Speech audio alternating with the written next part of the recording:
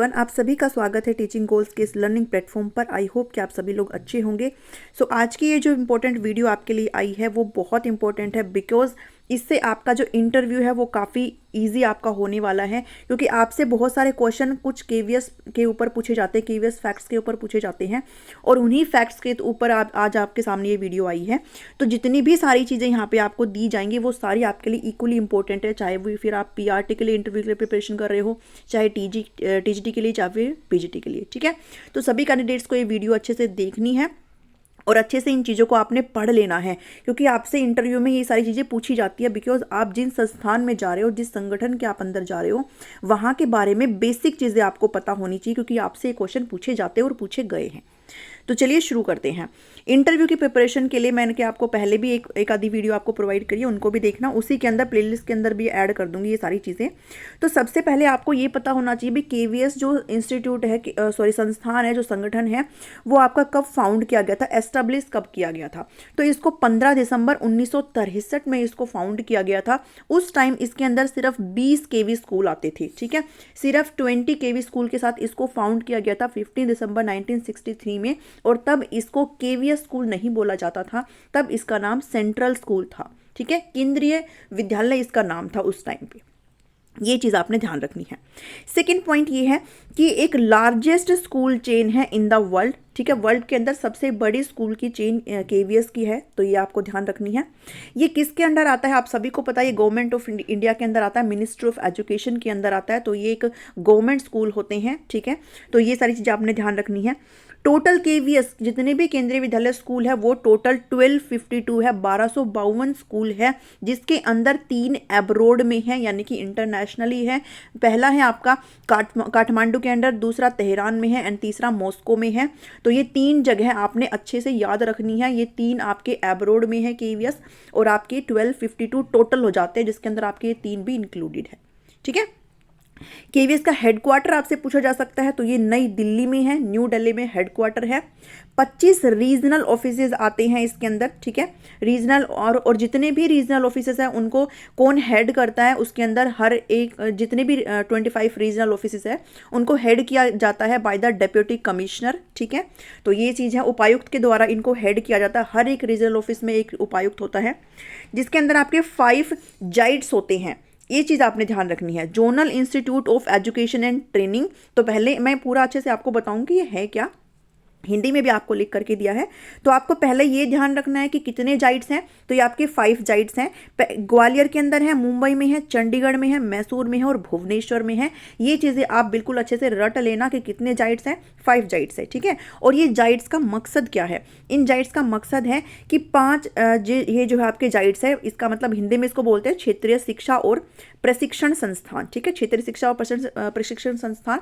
अब किन का प्रशिक्षण है यहाँ पे, ये इसलिए स्थापित किए गए हैं कि जो पूरी तरीके से जितने भी अधिकारी होते हैं, जितने भी टीचर्स होते हैं, जितने भी अदर एम्प्लॉयज होते हैं, उनको ट्रेनिंग देने के लिए ये सारे जाइड्स होते हैं, उनको प्रशिक्षण देने के लिए होते हैं। ठीक है, तो ये बच्चों के लिए नहीं होते हैं। जितने भी अधिकारी होते हैं, जितने भी शिक्षक होते हैं, जितने भी अदर एम्प्लॉयज हैं, अन्य कर्मचारी हैं, उनको एक तरीके से ट्रेनिंग देने के लिए होते हैं। 5 जाइड्स होते हैं, Gwalior, Mumbai, Chandigarh, Mysore and Bhubaneswar.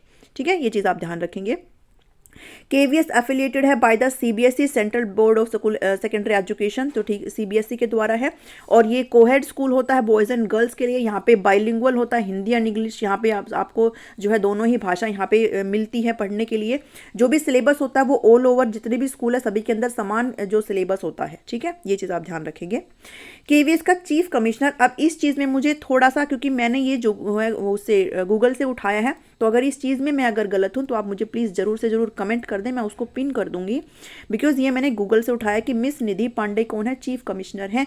If I am wrong तो प्लीज़ मुझे कमेंट करके इसको करेक्ट कर दें, ताकि मैं सभी तक इस चीज़ को पहुँचा सकूँ। ठीक है, नेक्स्ट चीज़ है भाई केवीएस को क्यों स्थापित किया गया था, ऑब्जेक्टिव क्या है केवीएस का। तो ये बहुत इंपॉर्टेंट है, आपसे इंटरव्यू में डायरेक्ट पूछ सकते हैं कि बताओ भाई केवीएस का ऑब्जेक्टिव क्या है, क्यों केवीएस को लाया गया था।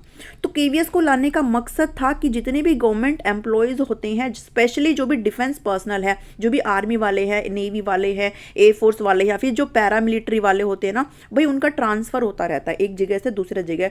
तो उनके बच्चों को यहाँ पे समस्या ना हो एजुकेशन के अंदर, तो केवीएस का मेन मकसद ये है भाई उनके बच्चों को यहाँ पे किसी भी तरह की समस्या ना हो, तो स्पेशली उनके जो बच्चे होते हैं उनको यहाँ पे शिक्षा प्रोवाइड की जाती है केवीएस के अंदर, ठीक है। तो जितने भी एम्प्लॉयज़ होते हैं, जो गवर्नमेंट एम्प्लॉयज़ है, स्पेशली डिफेंस पर्सनल जो कि ट्रांसफरेबल है from one state to another, so वहाँ पे उनको ये चीज़ कैटर करी जाती है। ये इसका ऑब्जेक्टिव होता है। नेक्स्ट चीज़ आपने देखनी है कि जो संस्कृत है वो कंपलसरी पढ़ाया जाता है 6 to 8 क्लास के बच्चों को। वेबसाइट भी आपसे हो सकता है पूछ ले, तो आपको वेबसाइट यहाँ पे अच्छे से पता हो, kvsangathan.nic.in। आपको हर तरीके से इंटरव्यू के लिए तैयार रहना है। अब केवीएस के अंदर 4 हाउसेज होते हैं, इनका अपने आप में एक मीनिंग होता है। इन 4 हाउसेज में आपको ध्यान रखने हैं, शिवाजी होता है, टैगोर होता है, अशोका होता है, रमन होता है। अब यही क्यों हाउस रखे गए हैं, आपसे ये भी क्वेश्चन पूछा जा सकता है। तो हर चीज़ के पीछे एक अपना रीज़न होता है। इसके लिए सबसे पहला रीज़न है कि यूनिफॉर्मिटी, यानी कि बच्चे जो है वो एक जगह से दूसरे जगह पर बार बार शिफ्ट होते हैं, ट्रांसफ़र होते हैं। तो बच्चों को किसी भी तरह की समस्या ना, उनमें एक रूपता लाने के लिए इन स्टार्स को, ये जितने भी हाउसेज हैं उनको यहाँ पे लाया गया है। दूसरा पर्पज़ है कि जब आप इन हाउसेज को अरेंज करते हो, इनका जो फर्स्ट लेटर है उनको जब आप अरेंज करते हो तो ये स्टार बनता है, STAR। तो बच्चों में एक अच्छी चीज़ यहाँ पे पनपती है, तो बच्चों में एक अच्छी भावना यहाँ पे आती है, उनकी पर्सनालिटी में यहाँ पे कहीं ना कहीं, क्योंकि स्टार का अपने आप में बहुत एक अच्छा मीनिंग होता है। तो ये एक दूसरा मकसद है इस चीज़ के पीछे। तीसरा मकसद ये है कि जो भी ये नाम यहाँ पे लिए गए हैं वो डिफरेंट रीजन ऑफ इंडिया से बिलोंग करते हैं। जैसे शिवाजी, छत्रपति शिवाजी महाराज थे, ठीक है, वो एक बहुत इंपॉर्टेंट पर्सनालिटी, महाराष्ट्र से बिलोंग करते थे। और रविंद्रनाथ टैगोर थे, ये आपने ध्यान रखना है, ये वेस्ट बंगाल से थे।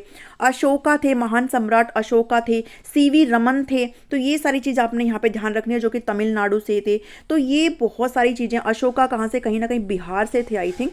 तो जितने भी मतलब ऑल ओवर इंडिया से 4 जगहों से ये सारी पर्सनालिटीज़ उठाई गई हैं। तो कहीं ना कहीं बच्चों के अंदर एक तरीके से ना पर्सनालिटी का भी इंप्रूवमेंट है, पेट्रोटिज्म की भावना तो बच्चे में आ ही रही है, और बच्चे के अंदर बहुत सारी पॉजिटिव चीज़ें भी आ रही हैं। तो इसका मकसद है इन 4 हाउसेज को यहाँ पे लाने के लिए, ठीक है। तो ये चीज़ आप ध्यान रखेंगे।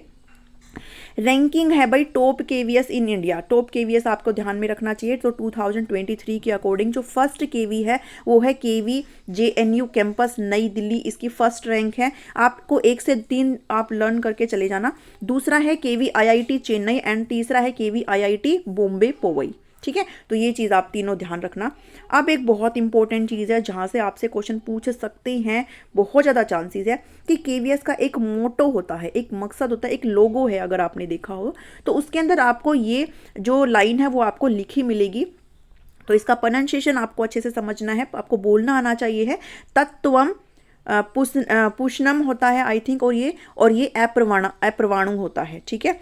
तो ये चीज़ आपने यहाँ पे देखनी है, जिसको मैंने नीचे लिखा भी हुआ है, आपको आ जाएगा नीचे। जैसे आप यहाँ पे अगर देखेंगे इसको, तो यहाँ पे आपको ये अच्छे से इसको पढ़ लेना है भाई, इसका मतलब क्या होता है। ये ईशा उपनिषद से लिया गया है, ठीक है, ईशा उपनिषद से लिया गया है, और इसका मतलब होता है, इसको आप ऐसे पढ़ सकते हो, तत्वम पूष्णम और अप्रवाणु, ठीक है। तो आपको ऐसे पढ़ना आना चाहिए। इसका मतलब क्या है, इसका मतलब है सबसे पहले तो आपको ये पता होना चाहिए लिया कहाँ से गया है। तो ईशा व्योपनिषद से लिया गया है, ठीक है। तो आप इसको अच्छे से पढ़ लेना, जिसका अर्थ है, हे सूर्य ज्ञान पर छाए आवरण को हटाएं, ओ सन प्लीज रिमूव अनकवर दैट, ठीक है। तो ये चीज़ आप अच्छे से ध्यान रखेंगे। दूसरा एक आपको ये पूरा संस्कृत वाला चीज़ भी आप अगर याद कर सकते हो या फिर आप ध्यान में रख सकते हो तो आप रख सकते हो कि जो मोटो है केंद्रीय विद्यालय का, ये ईशा उपनिषद से लिया गया है, जिसका मतलब है, तो ये एक संस्कृत में है, अगर आप याद करना चाहते हो तो आप कर सकते हो। हिरण्यमेन पात्रेण सत्यस्यापिहितं मुखम तत्त्वम पूष्णम अपावृणु होता है, ठीक है, अप्रवा नहीं है, अपावृणु है। सत्य धर्माय दृष्टि, जिसका मतलब होता है सत्य का मुख एक सुनहरे पात्र से ढका हुआ है। हे परमपिता परमात्मा उस सत्य को उजागर करें। The face of truth is covered by a golden vessel, remove the golden lid O lord so that I can see the truth, ठीक है।